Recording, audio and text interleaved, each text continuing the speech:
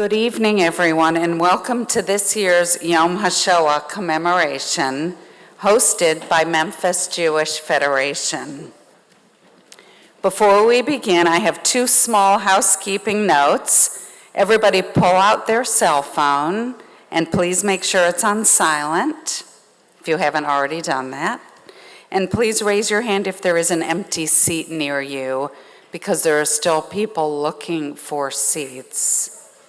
Okay, so if you are standing, there are plenty of seats, so please find one of those. As President and CEO of Jewish Community Partners, I regularly see firsthand the strength and resilience within our Memphis Jewish community. This annual gathering is a testament to that spirit. Today we mark the 63rd year of this crucial commemoration.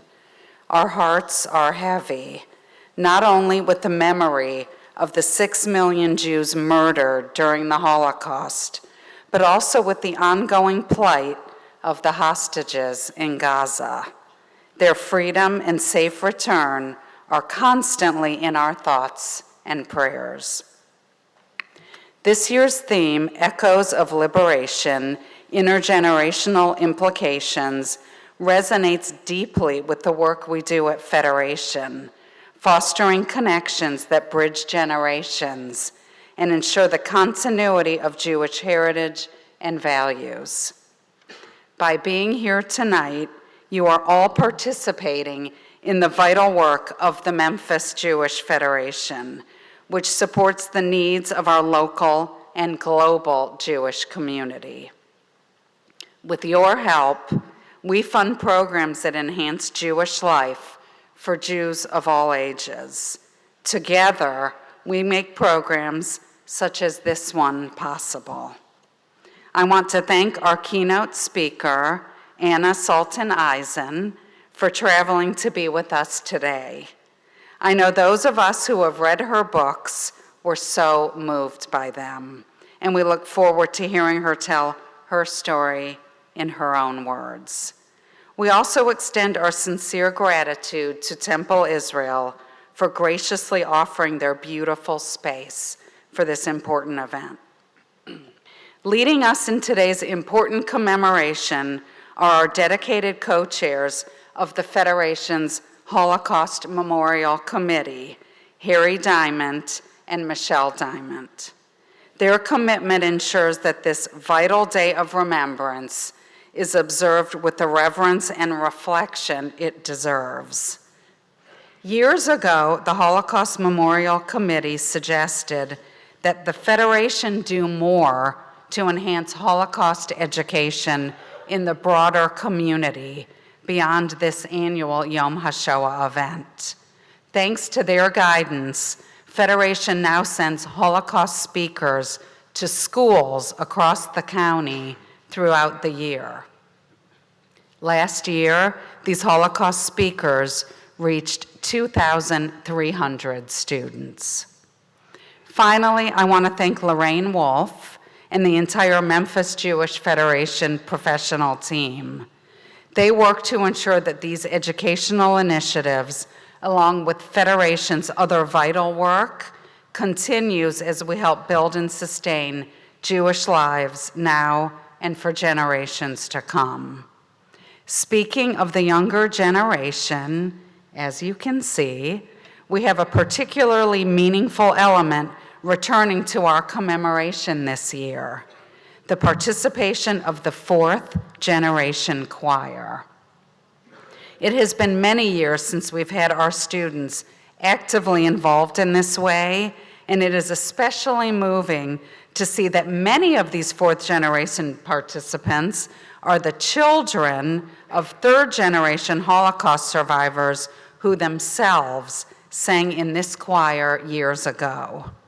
This beautiful continuation is thanks to the dedicated leadership of Jessica Baum-Sokodolski.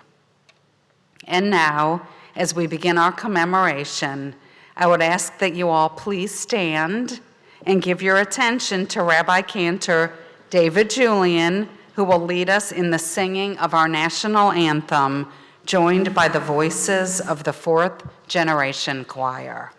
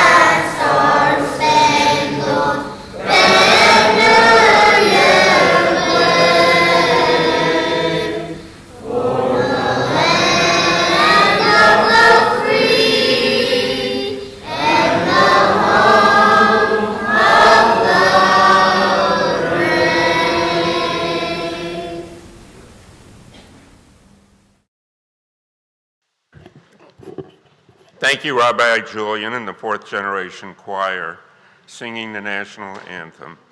You may now be seated, and you are.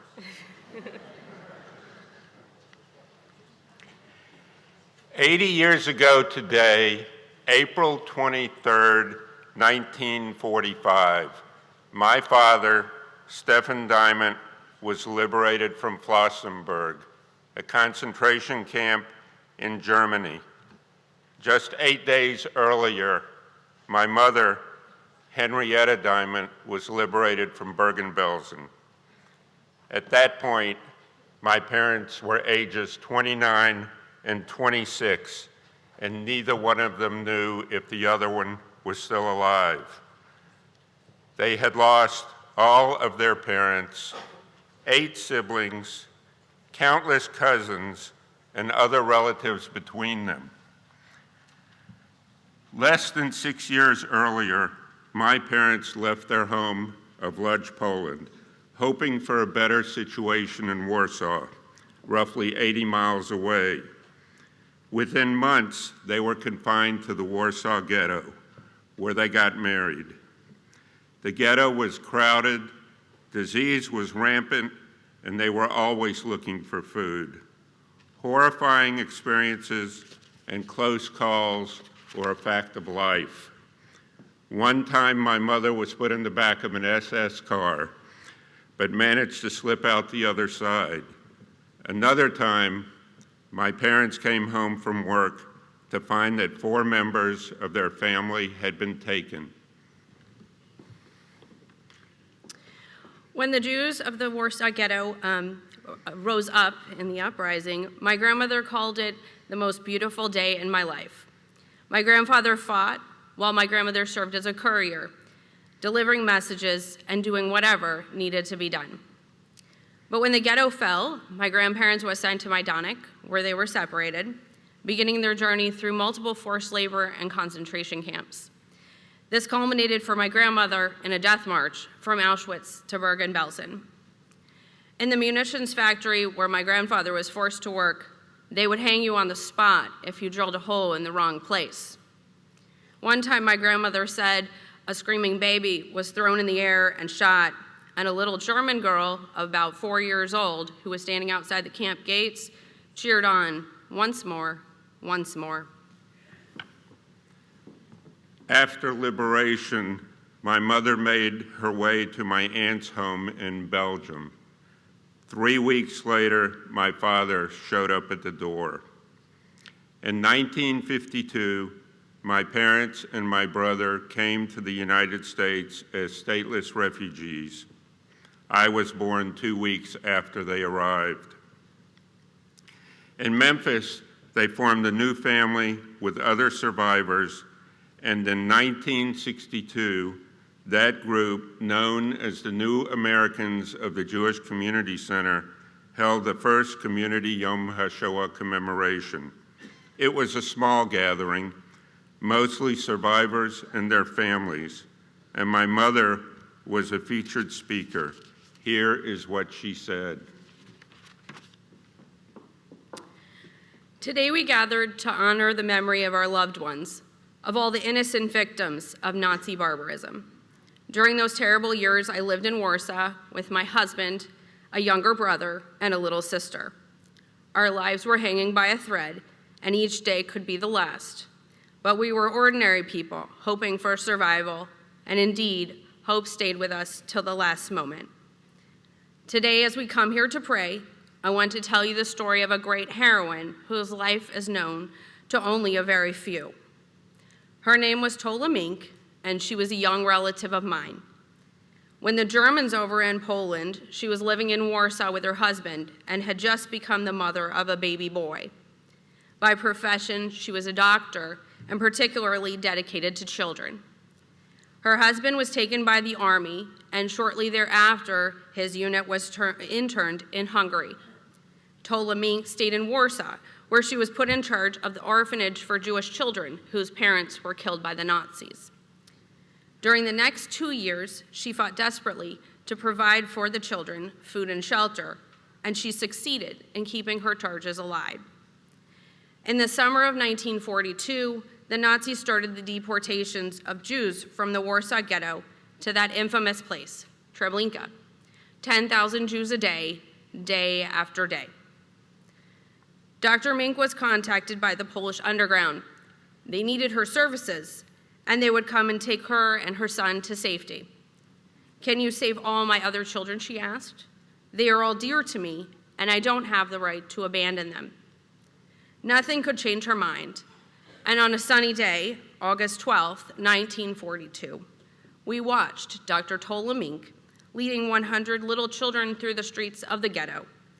Some of the children barely old enough to walk, all were dressed in white pinafores, and the children were singing a little song of how beautiful the spring is. Dr. Mink was leading the procession and calmly smoking a cigarette, holding her boy with one hand. They disappeared behind the wall of the cemetery and were all shot to death. Tola Mink was the last one.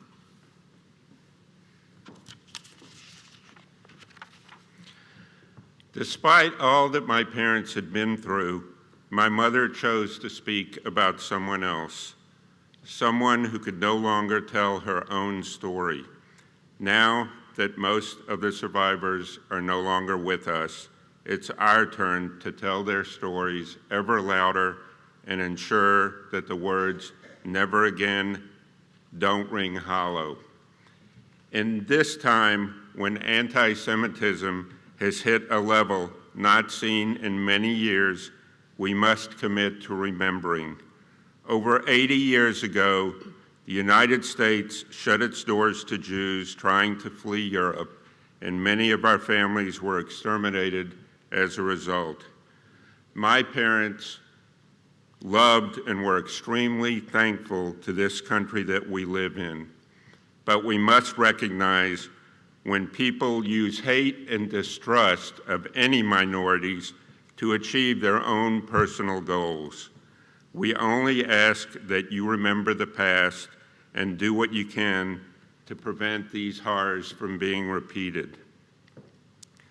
On behalf of the Memphis Jewish Federation's Holocaust Memorial Committee, we would like to welcome you to this, our 63rd Annual Yom HaShoah Commemoration. I would like to personally thank the members of the Holocaust Memorial Committee who helped in planning tonight's program. We would like to welcome all elected officials and law enforcement here tonight. Thank you for recognizing the importance of Holocaust commemoration, especially in this time of rising anti-Semitism. Please stand to be recognized.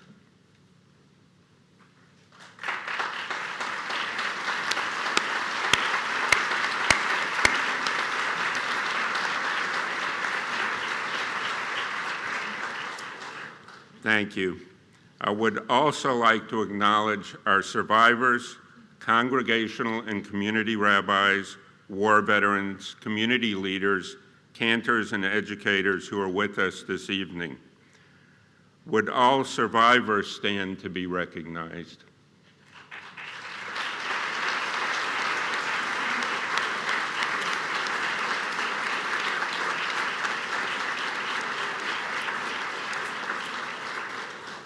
Thank you. Thank you to Temple Israel for their Yom HaShoah support. Thank you to Diana Stein-Kabikoff for accompaniment tonight. We would like to welcome from the Tennessee Holocaust Commission in Nashville, Executive Director Alyssa Trachtman, Education Coordinator Ken Gluck, and Opal Lovett. We would also like to thank the Commission for sponsoring our keynote speaker this year. We also want to recognize the winners of this year's 16th Annual Art and Essay Contest. The contest theme was Echoes of Liberation, Remembering, Reflecting, Rebuilding. The contest awards are made possible through the Keith Mila Memorial Fund of the Jewish Foundation of Memphis. The endowment by survivor Kirk Ward of blessed memory is in memory of his sister Keith, her husband Paul, and her 17-year-old daughter Doris, who were all murdered in Auschwitz. We encourage everyone to read the first place winning essay, which can be found in the program, and to view the winning art in the program and on display in the lobby of the Jewish Community Center until April 28th. We would now like to recognize all of the art and essay contest winners who are in the audience. Please stand and let's give them a hand.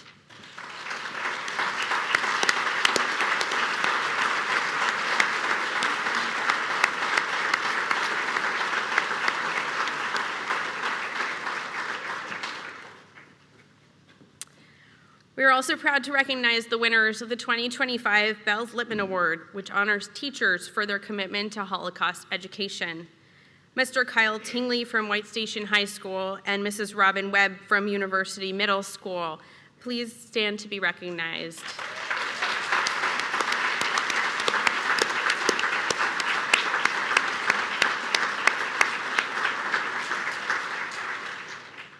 Thank you to all the teachers who have participated in Holocaust education, and thank you for attending tonight's program. We now invite third-generation survivor Shoshana Senker and her children, Aiden, Kiwi, and Lila, to introduce our candle lighters. Following the candle lighting, Diane Zelickman-Cohen and Rena Feller will play a musical selection.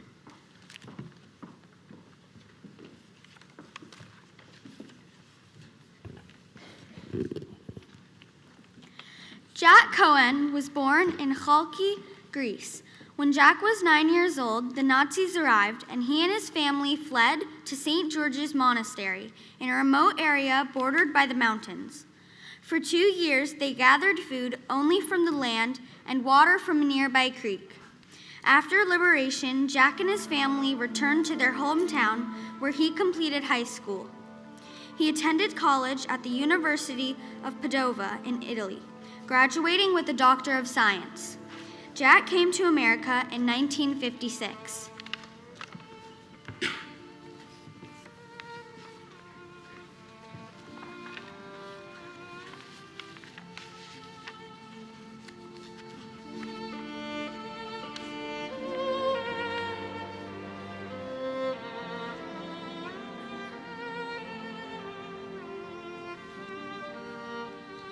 Stephanie Mintz is the granddaughter of the late Toby Komornik Gerson.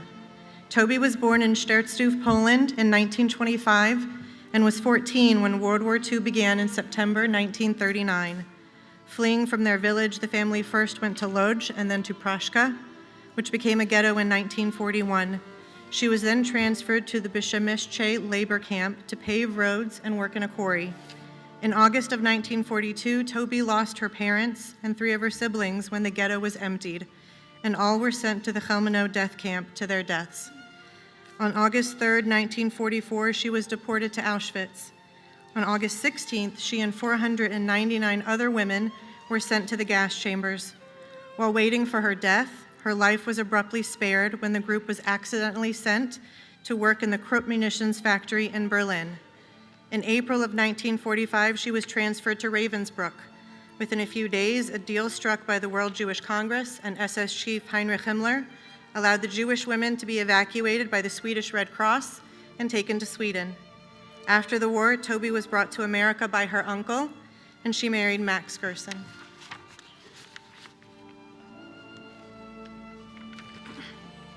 Seth Kaufman is the son of Leah Kaufman. Leah was 9 years old when Germany invaded Romania. The Nazis and their Romanian accomplices forced the Jews on a death march during which Leah was orphaned. She survived the Holocaust without the assistance of any family or friends through a series of miracles inspired by her mother's charge to live, remember, tell the world, the title of her compelling autobiography. Leah was sent to Canada after the war and was trained as a Jewish studies teacher. With her late husband Mark, she raised 3 sons, Seth, Baruch, and Yossi, in Canada. Although she only had a 4th grade education in Romania, she eventually earned a master's degree in Canada. The family, except for Seth, all moved to Israel. Leah spoke around the world and inspired thousands of students, Jews, Christians, and Israelis, of all backgrounds, and received many awards.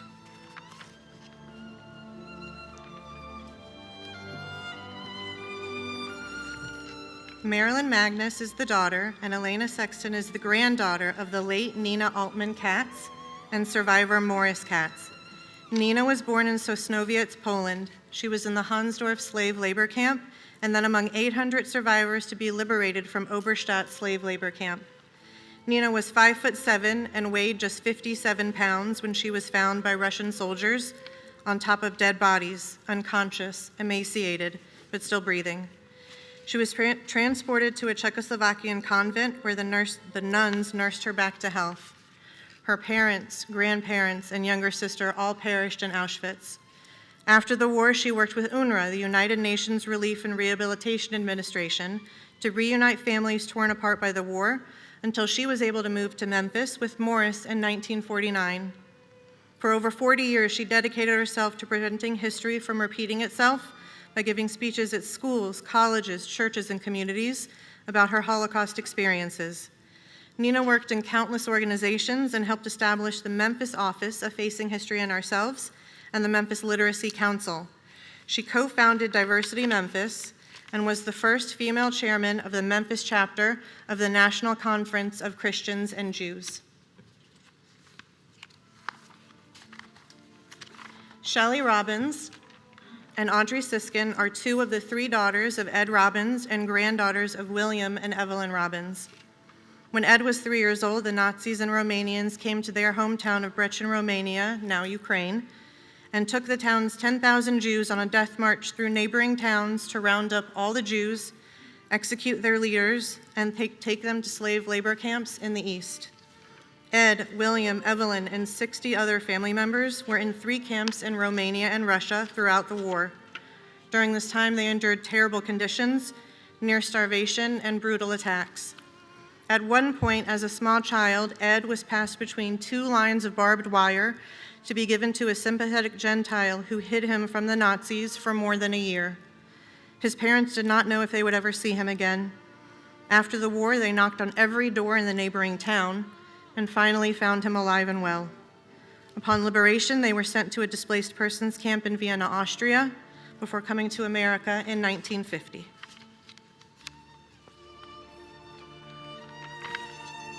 Miss Janine Paul was born in Paris to Romanian parents. As the Germans were approaching the city, her father was killed and her mother and brother were deported to Auschwitz, never to return, leaving Janine, age 12, alone.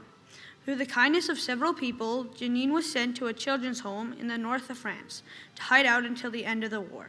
She immigrated to the U.S. in 1947.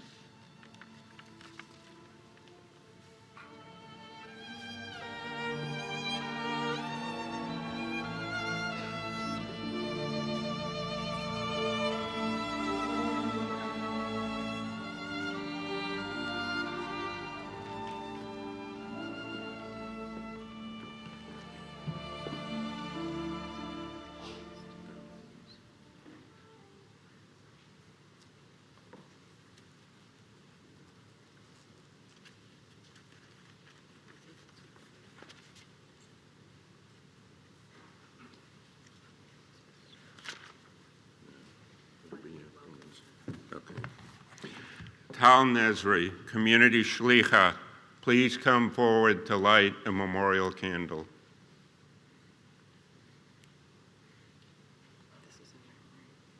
In memory of those killed on October 7th and its aftermath.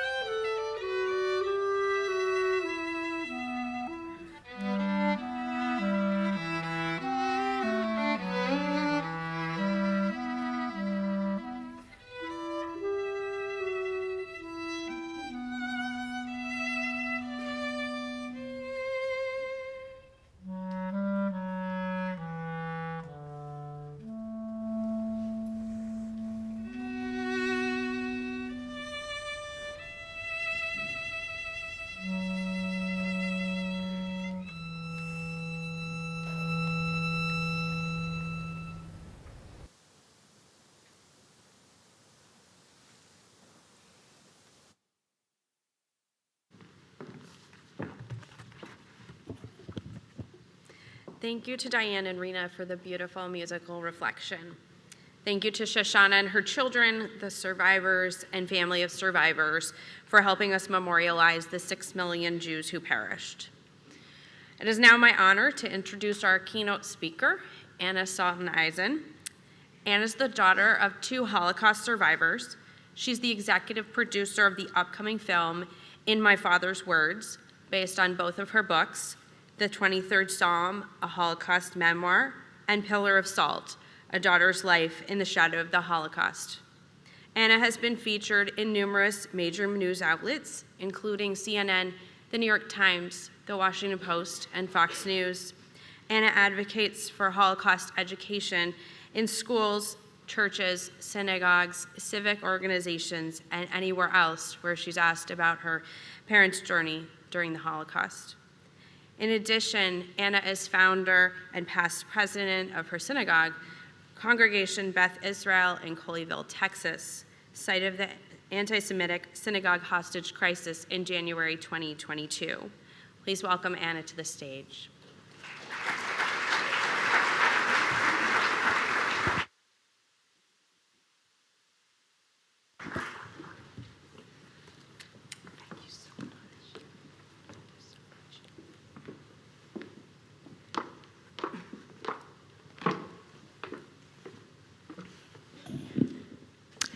Thank you so much. I'm so happy to be back in Tennessee. I have had great memories and experiences being here and working with the Tennessee Holocaust Commission, and I really appreciate the invitation to be here on this special day, Yom HaShoah, to share my parents' and my family's story.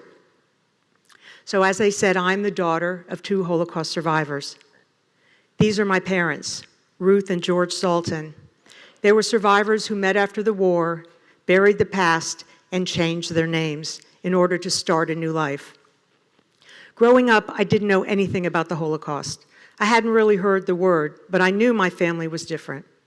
We had almost no relatives on my father's side, not a single photograph anywhere, and no family stories. Anytime I might ask my father about his parents or about his past, he would get so sad and anguished and say, please, please, let's not talk about it. Why do you need to know? And so I learned as a child at an early age that these were subjects not to bring up. But when I was about 7 or 8 years old, I remember going into the den of our home looking for a deck of playing cards. And I reached my hand into a side table drawer and felt 2 stiff pieces of paper. They were watercolor paintings. This was the first. Vivid and frightening. I wasn't sure what I was looking at or why this was in my house. I'd never seen anything like this in a school book or storybook, but I could see that there were soldiers and people lying on the streets, hanging from the gallows, and buildings on fire. The second painting was equally frightening. Here, a young man kneeled before a pit of bloodied bodies, while a soldier held a gun to his head. They were both signed by an L. Zaltzman, which is a name I never heard. But I realized that I had found something that I shouldn't have. So I quietly put them away and never mentioned them for nearly 30 years. Helping my mother put away laundry, deep in the bottom of my father's sock drawer, I found this photograph. I really wondered, were these his parents? Were these my grandparents? But again, I was burdened by the silence and the need to protect my father, so I put it away and never asked the question. I kept the silence and the secret. In our home, the Holocaust wasn't spoken of. My brothers, I didn't know what they even knew. It wasn't until later, when I moved to Texas and became a docent for the Holocaust Museum and began to learn and get the answers to my questions, and indeed do the Holocaust survivor interviews for the Spielberg Foundation, that I finally had the nerve and felt the need to confront my father. The name I have, Anna, meant nothing to me. I knew that I was named for his mother and that she had died in some kind of a gas chamber, and it wasn't enough. And so I confronted him and told him I needed to do more. I started doing research, and on the internet, I came across this quote from my father. I was 17, I was free, but what it meant, I wasn't sure. And so I asked him to tell me his story. I didn't want to watch it on a tape, the kind of tapes I was making for the Spielberg Foundation. And so within a few weeks, he and my mother agreed to go with me on one of several trips back to Poland, to learn about what happened to the Jewish people in major cities and towns, but also to go, as he said, into the den of the beast, into his hometown, so I could finally learn his story. And I learned that my father was the artist. His real name was Lucien Zaltzman, seen here in one of the only photographs that we have of his family before the war. My father is a baby in Tychin, Poland, the year he was born, 1928. His brother Monik, who was 6 years older. My grandfather Herman, a lawyer, and the grandmother Anna that I was named after. We returned to Poland and to his town, and I finally began to learn and just uncover the secrets of his past. He began drawing again. Those paintings he made when he was only 17 years old, when he was liberated, are now housed at the U.S. Holocaust Museum in D.C. But as he began to speak, he began to draw again. Here, his town of Tichin, children playing in the street, rabbis walking to synagogue, and a life that felt safe and secure. But in September 1939, the Germans invaded and everything changed. When he returned to his town with me, he showed me the places, the elementary school on the left, and he told me about the day when he went to school and he was told by a sympathetic and embarrassed teacher that Jewish children could no longer attend school. We walked the streets and he told me about the people that he had known before the war and been with during the Holocaust, people like the Goldmans and the Tuchmans. And on the right, we even returned into his childhood home, where the new owner proudly boasted about how he had turned the rooms and the house into a boarding house. He told me about that September 1939 when the Germans invaded, and the first thing they did was arrest all of the intelligentsia to prevent any kind of resistance, including my grandfather, who was a lawyer. He was taken away and held in a Gestapo prison for 6 months in Rzeszów. This prison, this place that we also returned to and visited so he could share his story. He told me about after a period of time in 1941, the orders were posted throughout his town, as in Polish and other countries' towns all across Europe, that Jews would have to gather in the square with whatever belongings they could carry and be marched to a nearby town where a ghetto had been established. This is an actual photograph of the people from Tichin being marched to Rzeszów. And it could be my father, my grandparents, uncles and aunts and cousins. There's no way to know. But here in these photographs, history has come back to life. There in the Rzeszów ghetto, Daimler-Benz, makers of Mercedes, had taken over a Polish factory to make munitions for the Germans, and they didn't have enough Polish workers. So when they got there, the SS told Daimler-Benz factory police, you can have about 400 or 500 young Jews. In this ghetto, which before the war had 3,000 Jews living in this area, were now 23,000 Jews. The 400 or 500 men were selected, had special stamps put on their Ken cart, their ID papers, and the rest of the people, including my grandparents, were put on trains to be sent to supposedly abandoned farms where there would be food and plenty of places to work. And so thus began my father's odyssey through 10 concentration camps in 3 years in Germany, Poland, and France as one of the 465 Daimler-Benz Jews. And this is a photograph of that actual first factory. There they built a barracks, and this became my father's first concentration camp. He worked sweeping the streets, and at age 14, he became a lathe operator, a dryer.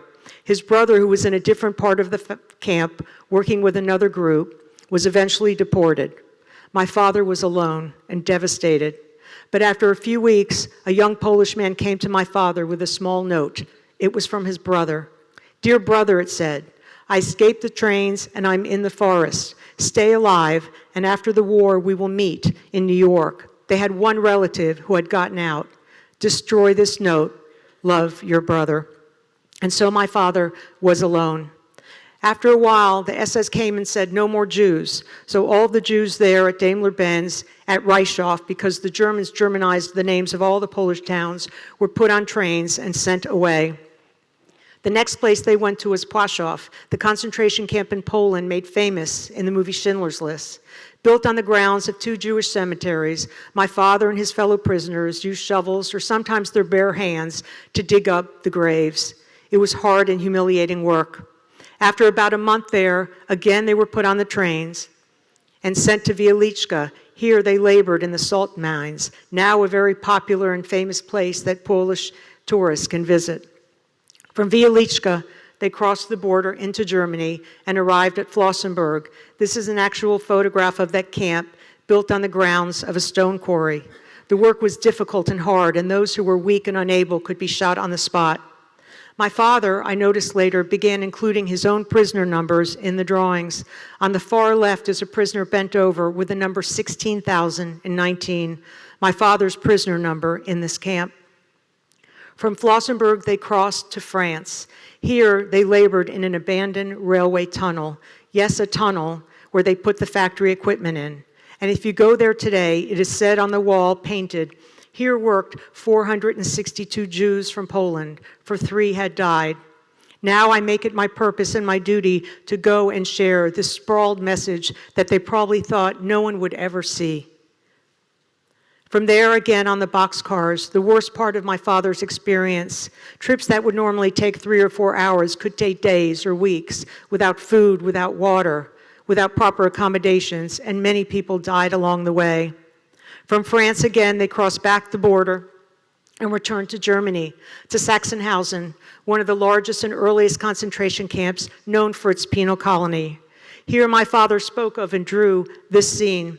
These were not Jews, but French resistance prisoners, with a T on their forehead that stood for Tod in German, that means death. They were forced to march in circles. At the end of each day, one was hanged. And all my father could do was watch and take a vow to remember and to bear witness, which he has done through his writing, through his speaking, and through his art. From Sachsenhausen, they went to another camp in Germany called Braunschweig, and here something happened. The group was divided, and my father was shifted away from his friends, people who had been with him from the ghetto and through the camps. And another prisoner named Joseph Singer had also been switched. He had a cousin, and he pleaded with my father, "Please, Luchik," they were from the same town, "trade places with me." All they had to do was change uniforms and memorize each other's names, and so they did. My father stayed with his friends in Braunschweig, and the other group was set to go to Bremen. After the war, my father found out that of the Bremen group, of the 230, only one survived. All the rest died. It is speculated that they never went anywhere, but it was a selection, and half the prisoners were murdered, including Joseph Singer, who died carrying my father's name. From Braunschweig, they went to Ravensbrück, the largest and primarily a women's concentration camp, what also had a sub-camp for men. Here my father saw the first women prisoners and wondered indeed what had happened to his mother. From Ravensbrück, they went to the last camp, Webelin, a subcamp of Neuengamme in northern Germany. This camp was only open 10 weeks. Most of the barracks didn't have windows or doors, and as you can see here in this actual photo from the camp, the shelves were missing, and the barracks that they slept on were made from trees. The prisoners were forced to sleep in the straw and the mud. And then something happened. On the night of May 1st, 1945, they were ordered one more time into the boxcars. But they sat all night, and the boxcars didn't leave. In the morning, the Germans forced them and rushed them back into the camp. And as they were running back into the camp from the guard towers, the Germans were shooting. And my father and the others pressed themselves in the dirt and tried to run and flee to stay alive. Suddenly, it was quiet. And my father looked up and saw that the guard towers were empty. The Germans were gone. And he heard the strange noise that he described like the beating of a muffled drum. And he lifted his head and he saw that indeed it was the sound of the other prisoners running in their wooden shoes. So he got up and made his way and followed them to the corner of the camp, where he came across a miraculous sight. American soldiers. This is the photo. A small band of about 7 or 8 soldiers of the 504th of the 82nd Airborne came across the camp completely by accident. They cut the wire, and the prisoners were free. Here is a photo of my father, second from the right, Lucien Zaltzman, on May 2nd, 1945, on his Liberation Day. He would spend 2 years in displaced person camps in Germany, waiting to try and go to America. He kept giving American soldiers letters to his one uncle without an address, but eventually someone got the letter to his uncle, and this is the original telegram he got saying, "You will come to New York." Here his photo and the paper in lieu of a passport saying that he would set sail from Bremen, Germany on the USS Marine Flasher and go to New York to start a new life. This is a photo of my father taken on the day on the ship. And my mother, whose story I will share also a little bit of, her photo is there on the right. She is the blonde woman on the left. After my father died in 2016, we discovered all kinds of small mementos and belongings he had kept from his day of liberation, all the days of his life. Included was this tiny little scrap of paper, maybe 2 inches by 3 inches, where he had captured that day, drawn a picture of the ship, and written about the trip from Bremen to New York on the USS Marine Flasher. He had been in 10 concentration camps. Over 3 years, he spoke no English. He was weak and sick. He had lost most of his teeth, and he had no family. But he set sail and came to America with only a 5th grade education to start a new life, and that he did. In the United States, he was drafted and he served in the U.S. Army. Using the GI Bill, he went from 5th grade straight to college, where he earned a bachelor in physics and a master's in engineering, and began and completed a long career at the Pentagon. And he met and married my mother and had myself, the youngest and favorite, and my 2 older brothers. Incredible things happened as he told his story, and we published his book. We wanted to use that photo in his memoir, the photo of liberation, that he discovered in this book, The Devils in Baggy Pants. It is a pictorial history of the 504th of the 82nd Airborne. Now, the Devils in Baggy Pants was a name that the Germans gave to the American parachutists, but the Americans proudly kept it. And my father found this book in the War Library of the Pentagon. So we had to send it to the permissions editor in Wisconsin, and she went through it and made an incredible discovery. Her father was one of the 7 or 8 soldiers who liberated my father. We flew to Wisconsin to meet the family, and one of the sons had as pictured here the Nazi flag that had flown over the camp on the day my father was liberated. In my small town of Colleyville, Texas, I heard about this guy in the news. Lieutenant Colonel James McGillis, but his friends called him Maggie. He was one of the 7 or 8 soldiers who liberated my father, the most highly decorated veteran of the 82nd Airborne in World War II. I introduced my father to him, and they became dear friends. Here in the middle is a photo. They traveled together back to the Veblen concentration camp, where they had met across the barbed wire to lay a wreath at a memorial. I last saw Maggie here when he was 101. He died at 103, and I flew to Arlington National Cemetery and took this photo. I went to pay tribute and respects and honor this great American hero, this liberator, and this friend of my father, and also, I proudly can say, of myself. I heard about the Arlsen Nazi Archives, the largest repository of Nazi documents in Germany, and now that I knew my father's real name, his date of birth, and his town, I made incredible discoveries. Here, my father's name on a Ravensbrück prisoner list. Here in the original writing, the original list from the Flossenburg camp, Lucian Zaltzman, number 16,019, the same number included in his drawing. And in this incredible, beautiful handwriting, the list from France, number 33,389.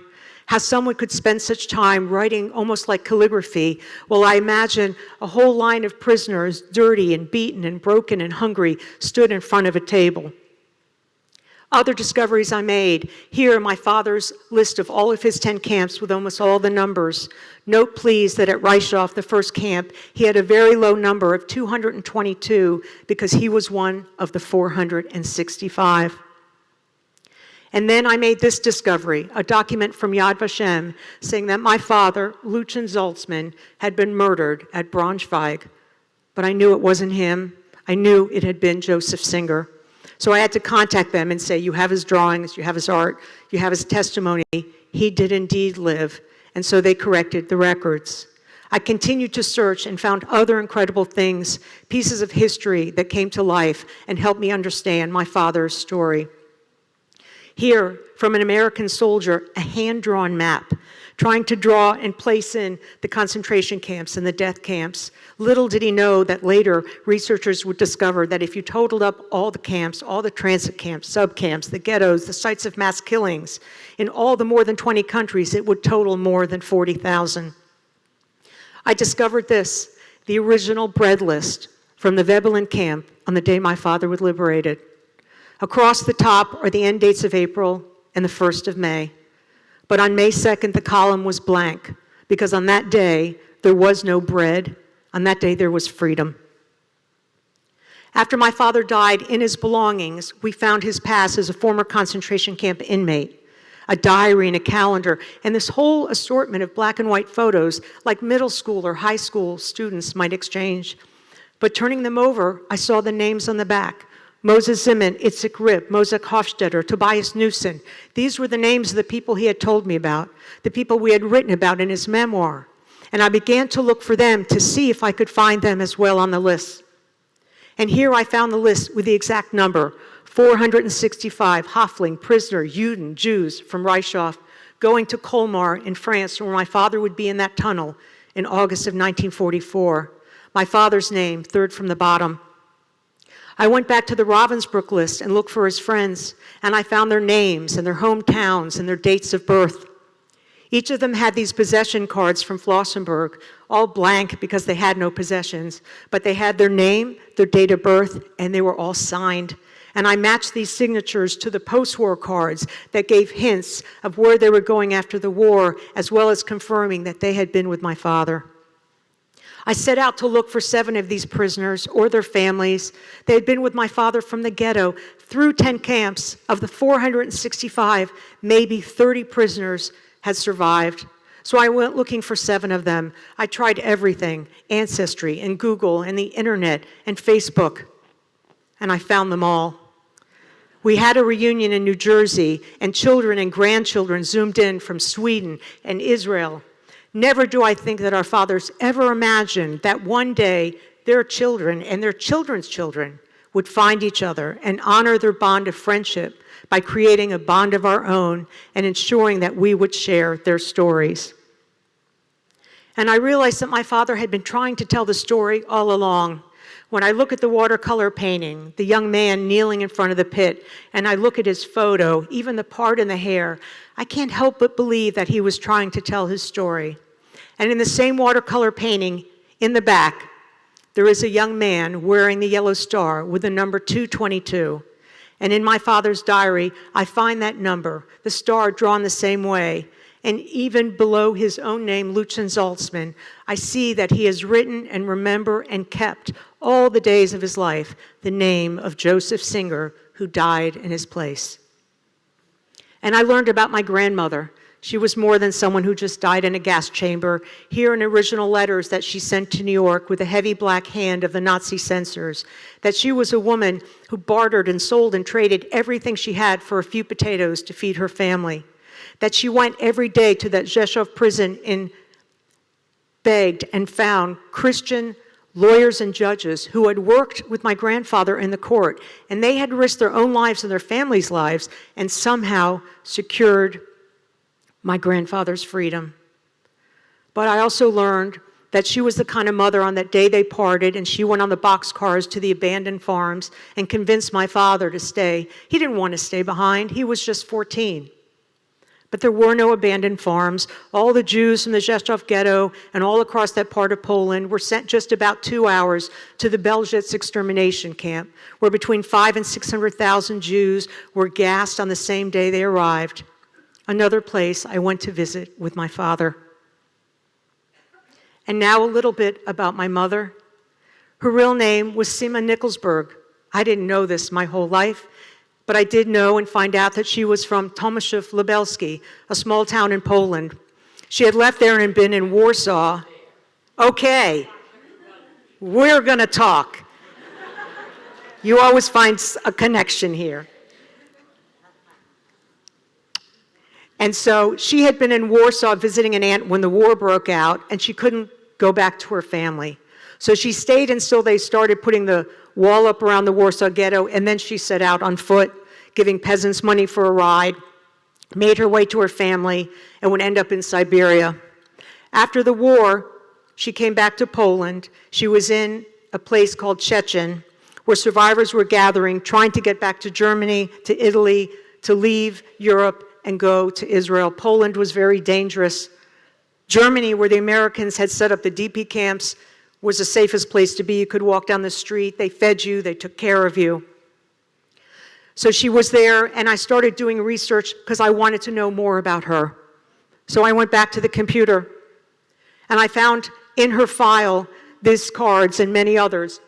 Ruth Wolfberg was the name that she went by. That's the name on my birth certificate. But here she had come to America with an Aunt Nickelsburg, which was the real family name. It said that she was from Berlin, but I knew she was from Poland and that she was a dressmaker. May her memory be a blessing. She was not a dressmaker.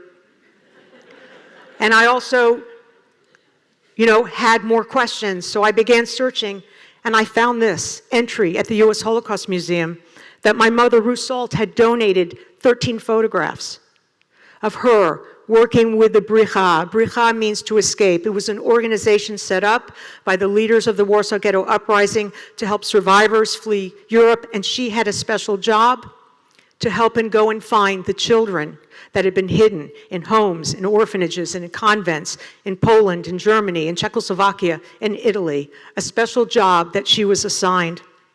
And so looking in this file, because she had talked about the Bricha, it's in her testimony, but I didn't really understand, I didn't really know. I found these photos, now at the U.S. Holocaust Museum, of my mother, the